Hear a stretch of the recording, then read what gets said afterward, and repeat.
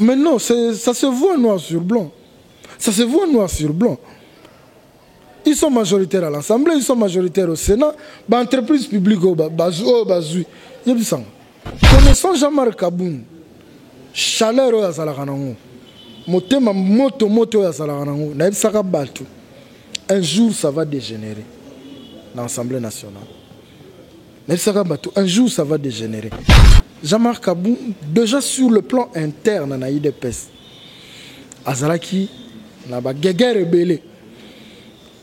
Il ne pouvait pas avoir toute la bénédiction de son parti. Nous avons tous crié Kabila Fatika, Kabila Fatika. Il nous a laissé le pays.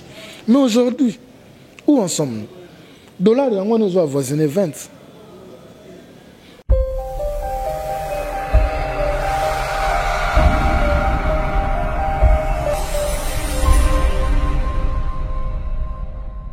Bienvenue dans votre émission au centre de l'actualité, une émission dont on parle de tout ce qui est de l'actualité. Aujourd'hui, nous allons discuter autour de 3 sujets. Le premier sujet est la nomination des nouveaux mandataires et le deuxième est l'affaire de Jean-Marc Kaboun au sein de l'Assemblée nationale. Et enfin, nous allons chuter sur les détournements à la présidence. Je ne suis pas seule sur ces plateaux.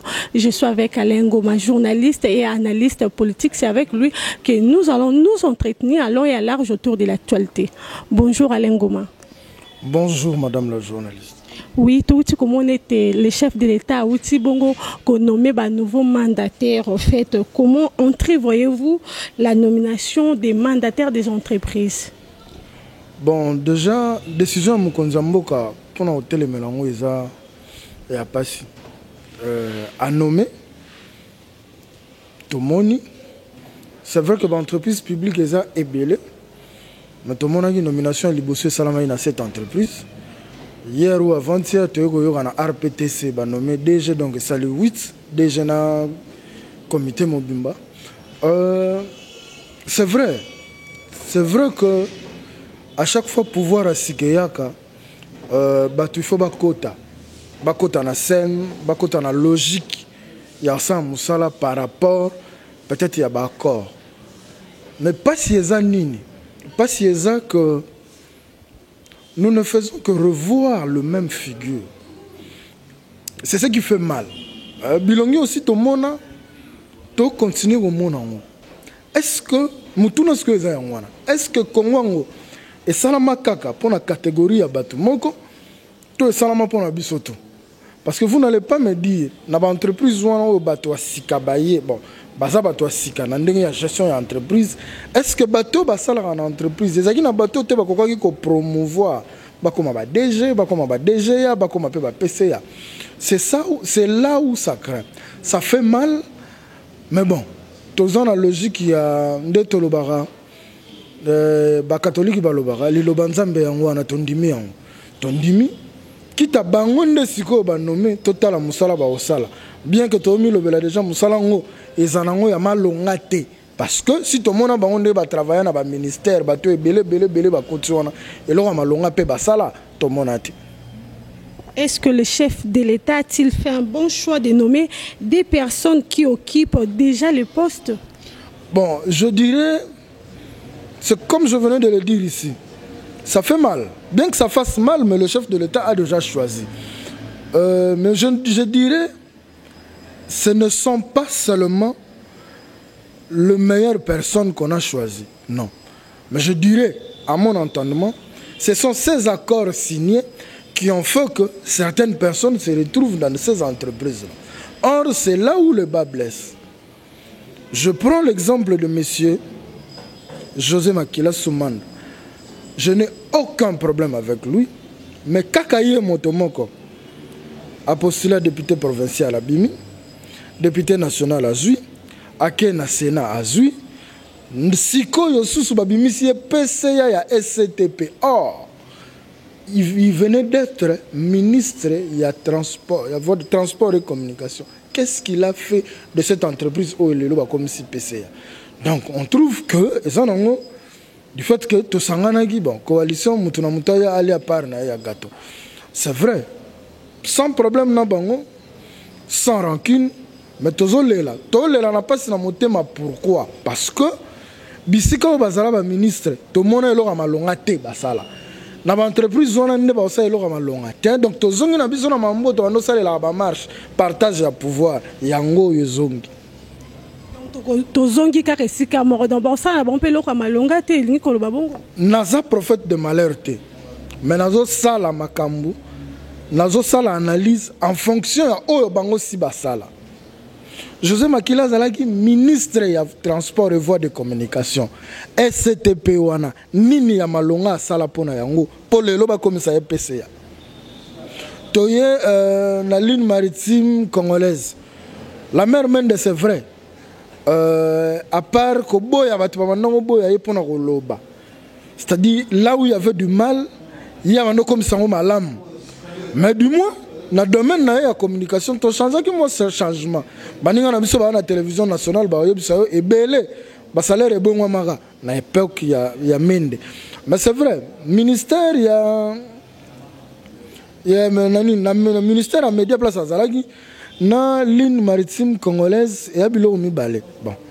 On ne peut pas trop le juger. C'est vrai que les gens ont du mal à accepter Mende par rapport il y a badir na yo abando ya nango c'est-à-dire esika ba ko torturer esika ba onyokola mais na ndo comme sango bolamu que c'est-à-dire police a sa mosala na ye na osonga ka moi sima moke mokolo oyo bayaka ko kangaye batoka ka po ba ko tse na jeep c'est ce jour-là que la mère Mende avait compris que ndenge ba banda ko agir mabe sans rancune sans quoi que ce soit total aye total bango et un choix au bas porté sur bango total bango mais pas si moussou souhaita na ba nomination les anines la jeunesse n'est pas prise en compte jeunesse to comme on dit marche pied c'est-à-dire ba vieux loup on a ba politique ba yé à sali parti politique na yé les jeunes viennent boche bango maboko boche bango poids mais elle a ba poste faisons la ka bango je parle de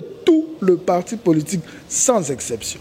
Tout le monde était jeune baza sur la place dans la société alors que jeune baza on défend battre les misambo comme le lambo cannabis au Congo jeune baza na place message na ezani nazo koba c'est-à-dire quoi jeune toi sur une sikate na opesa exemple simple coalition oyo FCC na cash basalaki ba mandataire ndambo babimi.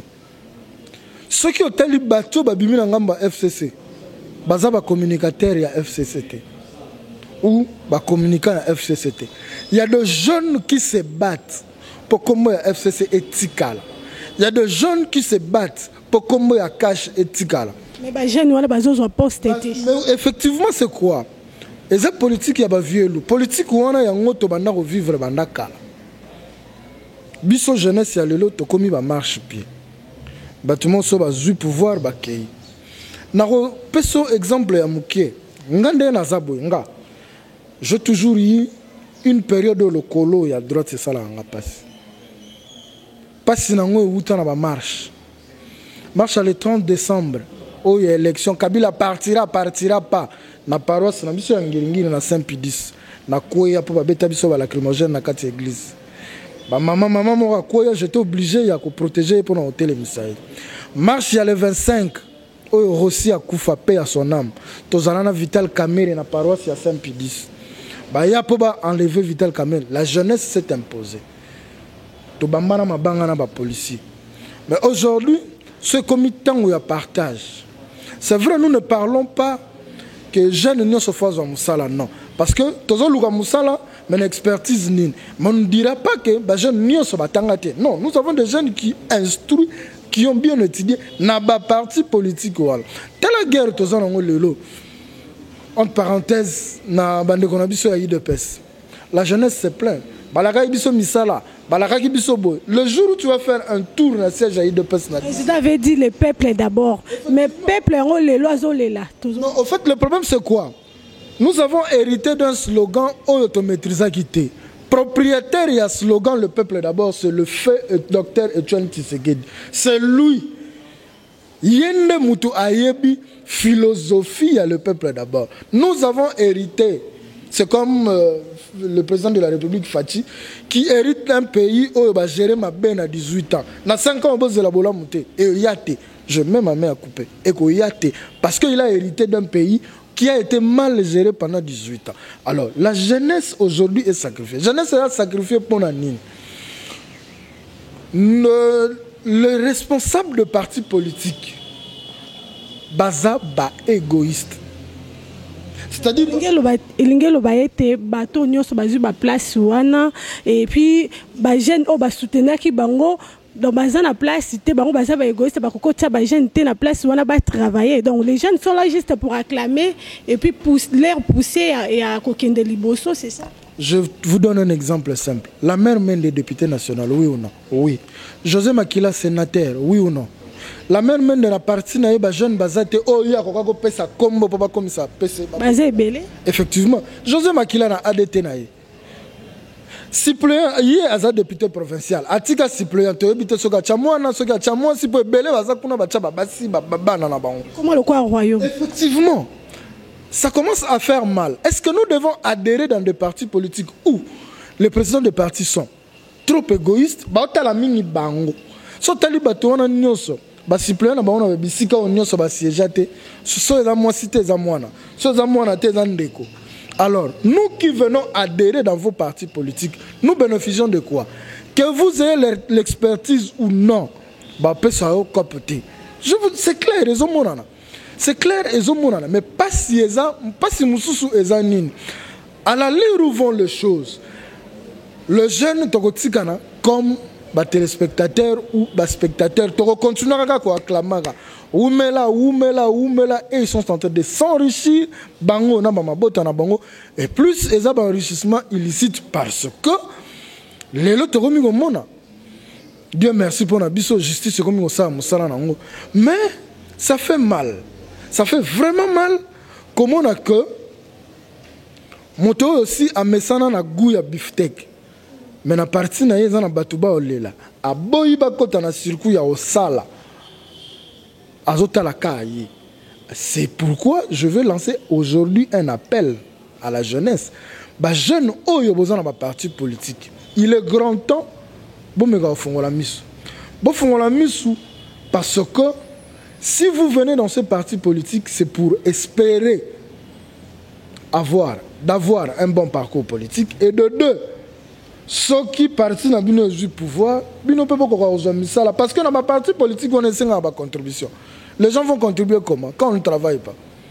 Mais il y a des gens qui se sacrifient, ma contribution mensuelle, ma jeune, ma contribution mensuelle, mais ceux comme il y a pouvoir, bino aux en a ciment, mon colo parti aïe. Il connaît ça la quête, chef voilà ba abandonné peuple a soutenu que dès le début et le lot commune poste on nous mérité en gros grâce à la population au ba voter qui pendant l'élection et le lot au commune poste wanga di bango tourner donc aux occupés sous bangote. Il y a liboso za mutema mabe. Mutema mabe, il y a ba responsable, il y a ba parti. Il y a mi balé eza ba accord au ba parti et au sala. C'est-à-dire biso toza parti Songolo, mais tu as un membre de la FCC. Et comme pour la nomination, vous devez voir quels sont les partis politiques qui sont forts, les partis politiques qui sont faibles. Comme on peut s'abino, poste selon le quota. Alors, si on se retrouve dans un parti politique, on a un député Mingité, on a forte, on peut s'abino poste moko. Logique à l'iboso, pas mon parti Esaïe. Ezabinoté. Nous devons adhérer par rapport, nous devons adhérer dans des partis politiques par rapport, il y a vision, il y a parti, par rapport, il y a idéologie. Et non parce que, nabi que pile vient dans la parti, na ke na chaye poids. Oro chaye poids, au tika l'escalier, hier bando mataka, yo matate. Et puis jour au bengaye, quand on a un problème, avec ce petit, je suis en réunion. Et il te dira ça que je suis en réunion, je te rappelle après. Au zéla 2, 3, 4, 5 jours. Alors zélo, je peut-être matin à poya.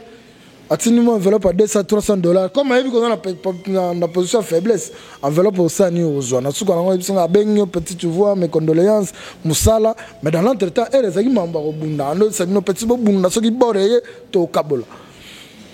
Le représentant ou les propriétaires de la parti politique, bah, mettez ma bé, bah, t'as plus bango que bateau, bah, on a bango na sim. Merci Alain Ngoma. Est-il autorisé qu'un mandataire puisse accumuler 2 ou 3 fonctions? Aujourd'hui, je n'ai pas encore entendu une loi qui interdit. Déjà, la loi électorale n'avait pas interdit. Namuto a postulé dans la provinciale, a postulé dans je dirais, la députation nationale. Mais, quand vous devenez un mandataire, vous devez choisir. À ce que je sache, vous devez choisir soit au Tigali une entreprise, soit tu restes soit dans le Sénat, dans l'Assemblée provinciale ou dans l'Assemblée nationale. Le mandataire ne peut pas faire le cumul de la fonction. Au sein cumul la fonction pour un moment où il faut l'endre la entreprise. Mais, du moins, en ce qui concerne membre postuler, tu peux postuler dans la députation provinciale, postuler dans la nationale, ce n'est pas un problème. La loi électorale n'avait pas interdit ça. C'est pourquoi mon bateau va être fort, na pouvoir les cas. Babimi va député provinciaux, babimi va député nationaux, bamisusu ba yo kende, ba postuler en tant que sénateur, babimi pe. Ngo monité bango ba kozala surchargé au lieu de donner des postes à d'autres personnes que nous bas là-bas accumuler nyonso wana oza awa DG quelque part place yo wana sous-chef d'une entreprise telle. Tu vois pas que non, c'est pas bien. C'est pourquoi nous en appelons la intervention à chef de l'État. C'est vrai que maintenant là ça sera difficile. Ils ont passé. Moi, j'ai 5 ans, il y a président de la République, il y a Fachi. Ils ont 5 ans, il y a transition. Ce qui a raté, qu'au fan de ça, 5 ans, tu vas vivre pire que l'année où tu es. Nous avons prophète de malheur parce que nous tous nous aspirons à un changement de ce pays. Mais je dis ça pourquoi? Coalition FCC c'est une coalition contre nature. Du fait que l'ensemble est minoritaire, tout ça pour créer majorité. Et Batouya FCC, logique na bango, nous avons un ayatollah, tous un représentant, tous une autorité morale, tous ça plus que Batou tout ça dans coalition. Et les enfants, les bons élèves, il y a, je dirais, il y a autorité morale, il y a FCC. Aujourd'hui, ils continuent à jouir de la bénédiction. Ce sont les bons élèves. C'est-à-dire que à la lettre, c'est pourquoi aujourd'hui ils se retrouvent. Mais. Donc, FCC gagne toujours. Mais non, ça se voit noir sur blanc. Ça se voit noir sur blanc.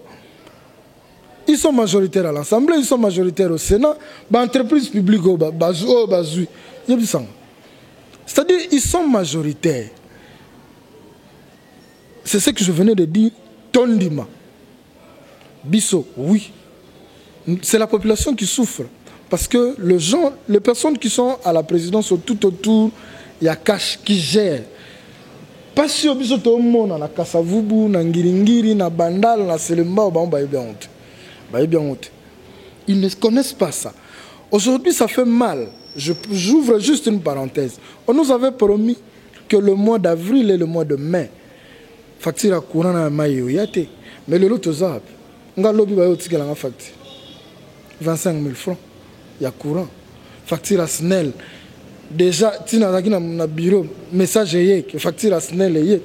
Alors, qui souffre? C'est la population. Bon, si vous savez que 2 mois, tu es au foot, mais ils ont continué. Donc, bref, je veux dire quoi? Ce que nous avons décrié dans les 18 ans passés, nous continuons à le vivre aujourd'hui. Ma crainte, c'est quoi? La crainte, c'est que le jour où la population va mal se réveiller, je ne le souhaite pas. Au moins, je suis en train de me dire il y a eu mort d'homme. Et c'est là, si cela arrivait dans toutes les communes, ça va entacher la réputation du chef de l'État. C'est vrai, moi j'ai pitié de lui 2 fois, parce qu'il a hérité d'un pays, et si comme on va mettre si on a COP, il faut investir, il faut 15%. Si on peut 15% de COP, on est salamate, puis salamate. Il hérite d'un pays pareil. Qu'est-ce qu'il faut faire? À la règle, il faut déboulonner. Oui, mais il ne va pas déboulonner du jour au lendemain. Parce que c'est un système où il faut pendant 18 ans. Qu'on déboulonner, il a facilité. C'est difficile. Ils ont la facilité, ils ont la vraiment compliqué. Mais bon, attendons voir. Parce que biso torosa nyo son ndenga se mokolo mokilipe azali aotala passe au bar na iba au monde. Ok, merci Alain Goma. Cette fois-ci, parlons de tout ce qui se passe à l'Assemblée nationale et surtout l'affaire de Jean-Marc Kabundu. La déchéance de Jean-Marc Kabundu aux fonctions du vice-premier ministre. En fait, quelle analyse faites-vous? Déjà, au départ, moi, j'étais parmi ces personnes qui n'étaient pas d'avis que Jean-Marc Kabundu prenne cette place de vice-premier président de l'Assemblée nationale. Je m'explique. J'ai commencé avec les personnes avec qui j'ai analysé ces points-là. Je crois 2 ou 3 points. Le premier point, j'ai évoqué son niveau d'études. Ce n'était pas pour le minimiser. Parce qu'à cette époque-là, quand il est entré, il a commencé ses études à l'ULK, en G1 droit. Je dis aux gens, batu bazana bureau wana bazana ba titre académique ya likolo. Du fait que ba code Jean-Marc Kabundu zana baba no moni on dirait eloroté. Alors, connaissant Jean-Marc Kabundu, chaleur ya zalaka nango. Motema moto ya zalaka nango, na ebisaka batu. Un jour ça va dégénérer dans l'Assemblée nationale. Na ebisaka batu, un jour ça va dégénérer. Oh ekomaki. Deuxième point, il y a là qui logique nangai qui sur logique nangai qui Jean-Marc Kabundu déjà sur le plan interne na IDPS azalaki na ba guerre rebelle. Il ne pouvait pas avoir toute la bénédiction de son parti. Bamba yeka lobby biso bundi 37 ans, bamba yeka lobby ngana na 20 ans na parti. Yeneni na se retrouver. Déjà sur le plan ya parti azaki na lipambolité. Et si quand ndako yo bimeli so batum suba ondima yote place au kindi. Ni koloba ete ba guerre d'esprit ezalaki déjà. Guerre d'esprit ezalaki nana parti, nana bureau na ye. Place abandaki déjà au salaire. Mais n'empêche c'est arrivé, il a été élu. Le mal c'était quoi? Quand il est élu, Jean-Marc s'est familiarisé dans la FCC. Or, c'était un grand risque, un grand danger. Donc, FCC na cache nde basangana bon un grand risque. Je parle même pas encore du FCC na cache, mais je venais de le dire ici déjà. C'est un mariage contre nature. Comment ça? Bisoton toke ne ba marche, tozon di ma gaz lacrymogène. Nga ba famille nga ba benga zoba. Mais quand on sortait, on disait quoi? L'alternance ou rien. Mais alternance au Sengaki, ce n'était pas ce que nous sommes en train de vivre aujourd'hui. Il y a des gens qui ont perdu de vie. Il y a des vies humaines sont parties pour que seulement Kabila quitte le pouvoir. Est-ce que Kabila était trop mauvais? Non. Ce n'était pas la personne qu'on combattait, mais c'était le système qu'on combattait. Et ce système-là que nous avons combattu, ce système-là que le peuple congolais a décrié pendant 18 ans, c'est le pire. C'est plus que ce que nous vivons aujourd'hui. J'ai une vidéo, je montre, je ne sais pas s'il y a qui, je crois que c'était le lundi. Nos motards, communément appelés Wewa, Babel et la Kabila Zonga, Azonga Poigne. Parce que tout ce que nous avons espéré, c'est une image.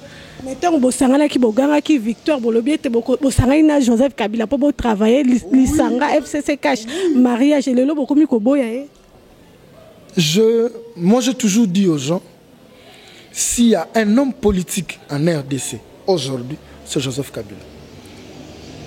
Aïe bitan on fois bimsa gauche, aïe batan on fois bimsa droite. OK? Il y a une vidéo, il y a Sali Tour Mikolo, il était en chemise bleue, na gilet, na jupe na ya 4x4, batubabele la ya zonga. Il s'est arrêté aisément. Abimisi téléphone na bando film. Donc banga ate.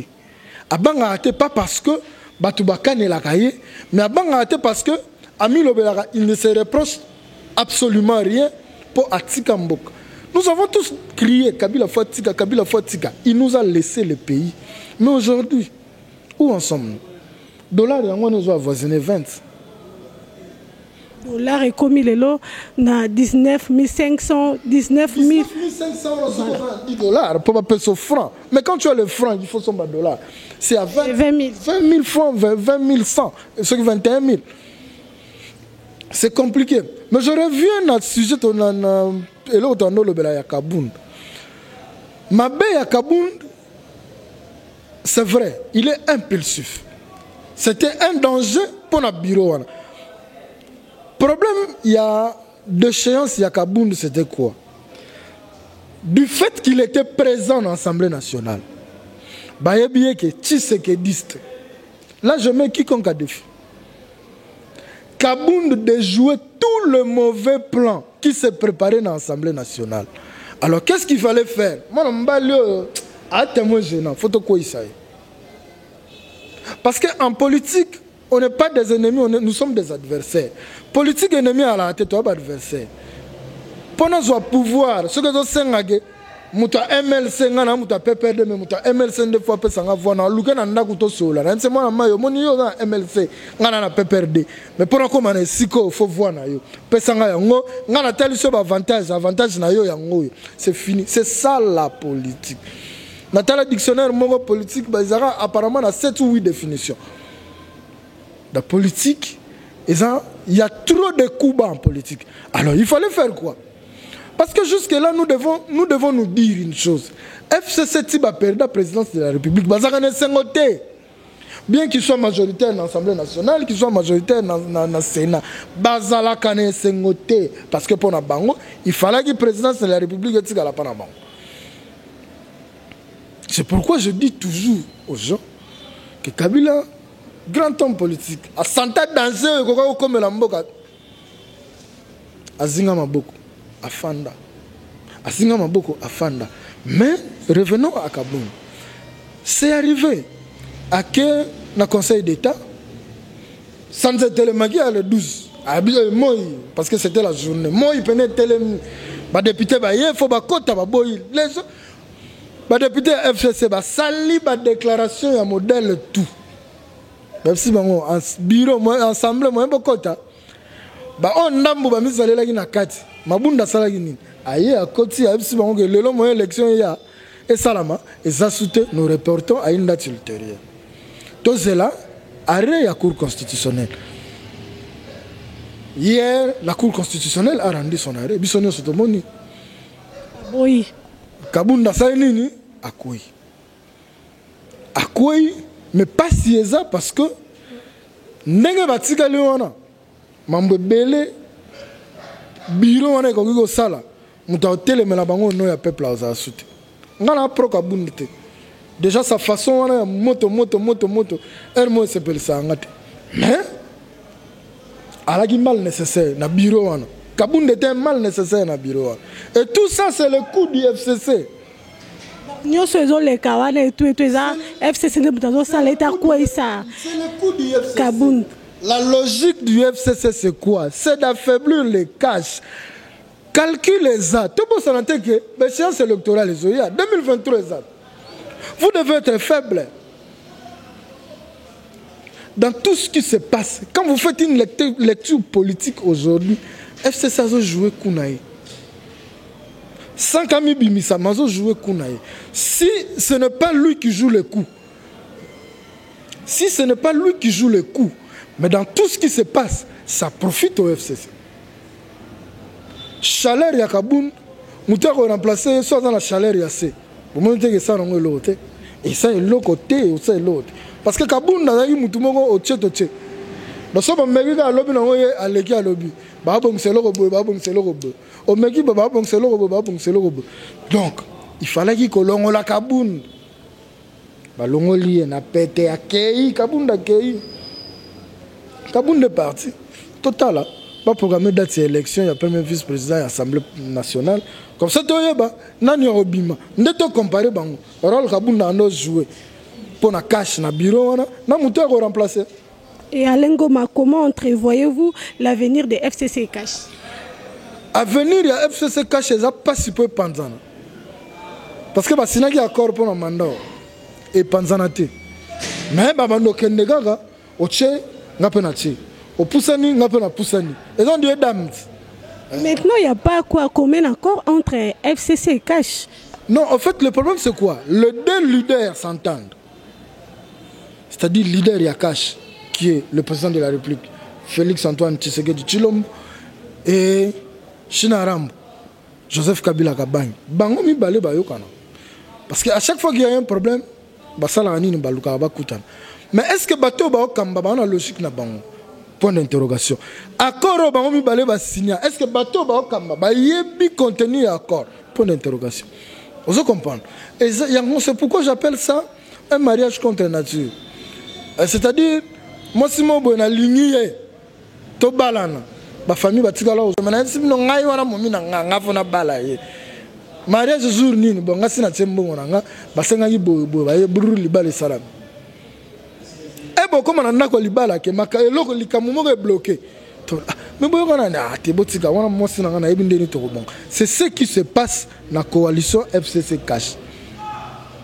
To continuer na lire évolution goyate. Je ne suis pas un prophète de malheur, mais évolution goyate. Pour que nous puissions sentir évolution, élection il y a 2023, faut la élection sanction. Et pour toute élection sanction, il faut refonte ya Seni. Parce que Seni ba o ba koki ko bimana Seni, ceux qui baza ba tout monde neutre. Ba peut ça biso vrai résultat. Mais ceux qui baza neutre ils vont nous donner les résultats. Oh, peut-être va dicter bango. Or, déjà depuis ton banda, élection en Mboka. Après chaque élection, il y a toujours eu contestation. Le jour où nous n'aurons pas de contestation après l'élection, c'est le jour où nous verrons de bonnes choses se faire en Mboka. Nous pas cet exemple moko. FCC azaki na babane belé ba botama période de l'élection. Ba AAA, ba ABC. Où sont partis ces partis politiques? Mais en 2023, parce que le ministère intérieur a un numéro. De ce sont des partis qui existent. Mais existent qui pour un besoin de soutenir justement. Effectivement, il y a un siège belé. Il y a un siège belé dans l'Assemblée nationale pour que permettre Bango batikala na monopole. Et aujourd'hui, ils ont le monopole. Même l'entreprise privée publique au non bas. Mandataire. Le jour Barobima, FCC a retrôné parce que c'est logique. Est-ce que la nomination de nouveau vice-premier président de l'Assemblée nationale doit-elle pas causer la séparation entre IDPS et FCC? Non, ça ne va pas causer la séparation entre... Je ne parlerai pas plus de l'IDPS, je parlerai plus du Cash. Ça ne va pas créer la séparation. Pourquoi? La candidate choisie, Patricia Ntseya, c'est le président de l'UDPS qui l'a choisi. Bien qu'il ne gère plus les affaires du parti. Mais c'est le président de la République. En tant que garant, il y a parti UDPS, Ndemutaponaki. C'est par là qu'il a péché. C'est par là qu'il a péché. Elle a moni. Bah héritier a parti. Bah bois qui dévolu na bango sur Patricia Ntseya. Il devait se taire. Atika la gérer ma parti. Quand il s'est entêté à quel bras de fer. Mukolo loko basala ane bras de fer te. Ata oyaki mabele yom to yena basima poto tonga. Mais ce qui mabele za yanga okosala nga bras de fer te. C'est la grosse bêtise qu'il a commis. Kaboun travaillait de commun accord avec Kabouya. Mais ce jour-là, c'est Kabouya qui est venu déposer la candidature de Patricia Ntseya. Ça voulait tout dire, qu'on ne voulait plus de lui. Na poste wana, il devait se taire à zonga na mamba parti. Et à Luka ko bongisa na baninga na ye ya parti o bayo kana. Bango mokonde batu batiaki na poste wana. Ba koki ko tcha na poste. Mais so zo simbate ba moni ke yote. Ba moni ke yote falaka tika. Bras de fer wana c'est vrai. Je comprends aussi, hein, logique à poste wana. Parce que quand tu es dans un poste pareil, il y a des avantages qui viennent. Quand on s'accroche à avantage, dans le milieu politique, des fois c'est ce qui crée l'humiliation.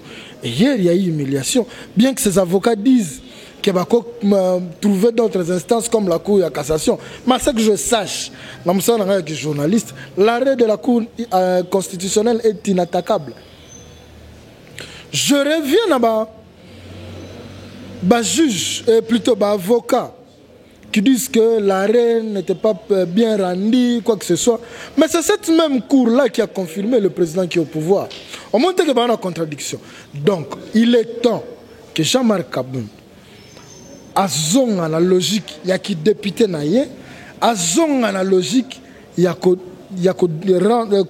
ça, il y a qu'on se fédérer la force autour, il y a IDPS pour la vision il y a 2023. Parce que c'est ce que le peuple va lui poser comme question. Parti en tant que président intérimaire, qu'est-ce que tu nous as fait de concret pour nous préparer l'élection il y a 2023? Les jours vont vite. Premier semestre, il y a l'année 2026. Le mois prochain, tu as encore ta deuxième semestre. Donc, tu as en 2021, 2022, Nasuka déjà, tu as l'élection. 2023, c'est l'année électorale. Alors, ceux qui ont fait cité, Nathan Tsigali, Tozelaté, en 2023, il dépêche Stokash et Luka, cause la présidence de la République, et Luka, cause la député Bélé. Parce que dans le moment où le grand parti du cash, c'est l'UDPS. Après l'UDPS, c'est le FCC. Et plutôt, c'est l'UNC, de Vital Kamer. Entre les deux partis, déjà, apparemment, Kourenzo Lekate. Vital Kamer est la sagesse naïe. Bien qu'il soit en prison, Azo Luka Abomamoto. Ma déclaration naïe nioso. Et ce qui est la logique, que moi, je suis encore du cash. J'ai bien dit, je suis encore du cash. Mais, sur terrain, Moussala ya makasi. Le président Kaboun a salé la partie et mon anaté. Du fait qu'il a été déchu, moi je pense qu'il doit rentrer en lui afin d'ami Lobela. Nini Tokoki ko sala pour 2023. Pardon. Non seulement que tu brigues présidence de la République, mais que nous ayons aussi plus de députés pour nous. Et puis ça espoir. Parce que 5 ans espoir était. Avec cette coalition contre Nati, avec ce mariage contre Nati, 5 ans, je mets ma main à couper ça, 5 ans espoir. Donc, espoir, na deuxième mandat, Fati, Sokinzambe Asungi, Azuyango. Merci Alain Ngoma. Tout ce qui s'abongo, na makambotel bongo détournement à la présidence de Moniete. Et après la détention en fait des directeurs du cabinet du chef de l'État Vital Kamer et Touroyo, Tomoni Célestin Mwambi a outiko détourné bongo 2 millions de dollars. En fait, quelle analyse faites-vous par rapport à ça? C'est triste.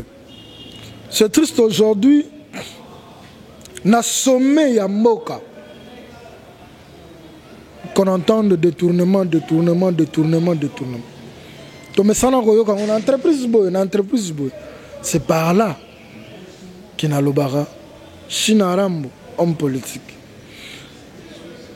Bien que les gens peuvent interpréter un homme, mais c'est un homme politique. Et c'est un homme d'État.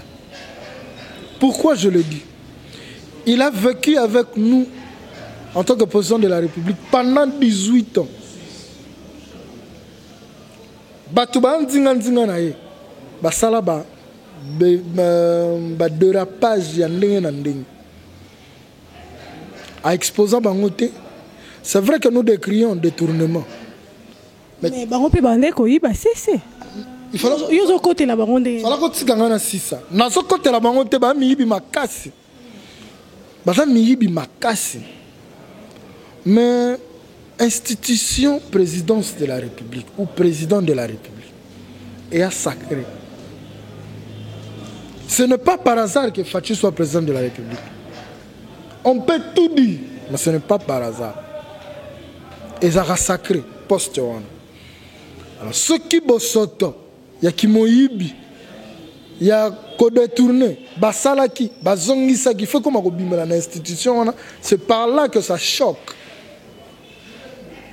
Mais n'empêche, je pense que Batunyo Soyotangi, jusque-là, va clamer innocence là-bas. To yibite, non, banana Célestin.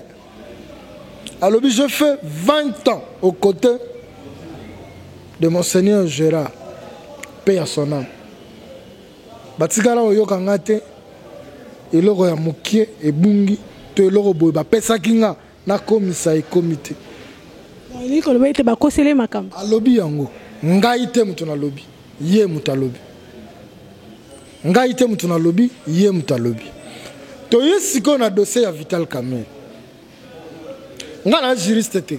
Na sa analyse de fait. Dossier de bandi, elle dit saute mouton 100 jours. Et elle on saute mouton 100 jours comme ma maison préfabriquée. Est-ce que ma maison préfabriquée est une priorité? Je dis non. Est-ce que sur le plan national, bana mboka oyo bakokaki kotonga bandako na bakamp militaire bazalaki te bazali? Pourquoi avoir choisi Jamal?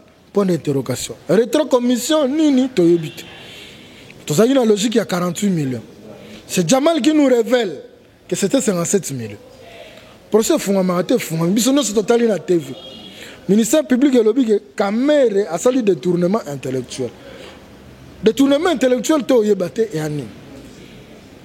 Dans la logique des choses, le ministère public a l'Axabiso. Moi, je dis 57 millions. Kamerhe, dans la Rwanda, basali Moussala à 30 millions, 28 millions de baliers. Bisonga, ça c'est mon avis personnel. Je ne suis pas pour le détournement. Je ne suis pas pour. Là, c'est ton avis. Ça c'est mon avis personnel.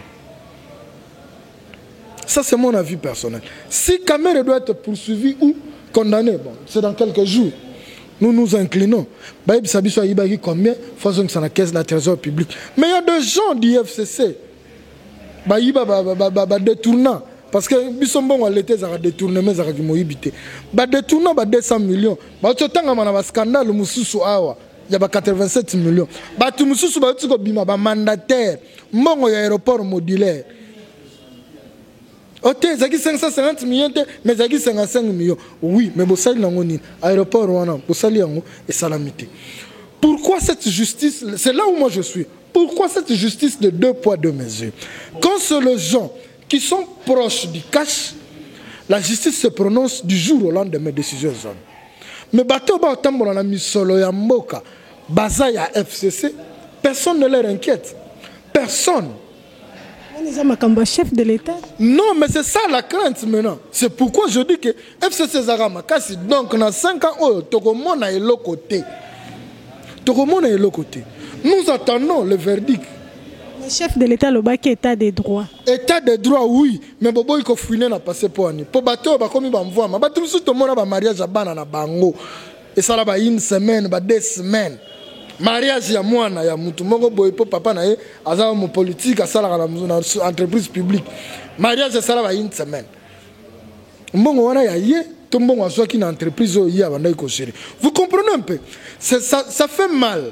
Ça fait mal. Tokenda ba marche pour système on est changé. Yango tokenda la ba marche. Tokenda la ba marche pour que ça change, mais ça ne change pas. Si la justice nous prouve que Kamerhe a volé, la main sur le cœur, va condamner. Asa boloko azongi sambong. Mais si Kamerhe est condamné, bato peut bana 200 millions na maboko. Baza condamné, basambisa bango, bazongi sa misolo ya l'état o bazwaki. Pasi yangwana, je veux chuter par là. C'est par là que je dis le FCC joue son coup. FCC a joué coup naïe pourquoi? Parce que le 2 pylônes qui soutenaient le président de la République, Vital Kamerhe et Jean-Marc Kabou, va débarrasser le président de la République Nabango. Là, c'est ma lecture. C'est maintenant une lecture politique. Il faut affaiblir les caches pour que l'élection en 2023, Bakoko Sugo sa force FCC à Zonga na calcul pour basepela te bandenge ba perdre la présidence de la République malgré bazana majoritaire dans l'Assemblée nationale, bazana majoritaire dans le Sénat. Je pense que lecture logique yangwana vital ce qui a yibaki bakongo balobaka voyi yaka yidi bankanga, c'est-à-dire ce qui a yibaki bakanga yi azongisa misolo ya l'état. Mais ba ope misusu banana misolo ya l'état basambisa bango kandenge basambisi vital pour que mutu nyonso ami lobela état de droit au bayebisaki biso ya état de droit etikali slogan te ezosala be mosala ndenge esengeli et puis justice eza ya 2 poids 2 mesures. Merci Alain Goma, journaliste et analyste politique, vraiment. Et voilà, ça n'est fini pour aujourd'hui. Merci à Nanouche, le cœur de Maradona Missy, et un grand merci aussi comme ça à Renata Missy, et joyeux anniversaire à toi Renata Missy, encore de plus. Et puis encore, je tiens à dire un grand merci comme ça à Héritier Ouattara. Merci aussi à Percy de Makusa, et merci aussi à mon caméraman Drake Mbaka. Merci à vous, et on se retrouve à la prochaine, et surtout n'oubliez pas de respecter les gestes barrières pour stopper la propagation du Covid-19. Que Dieu bénisse et protège la RDC.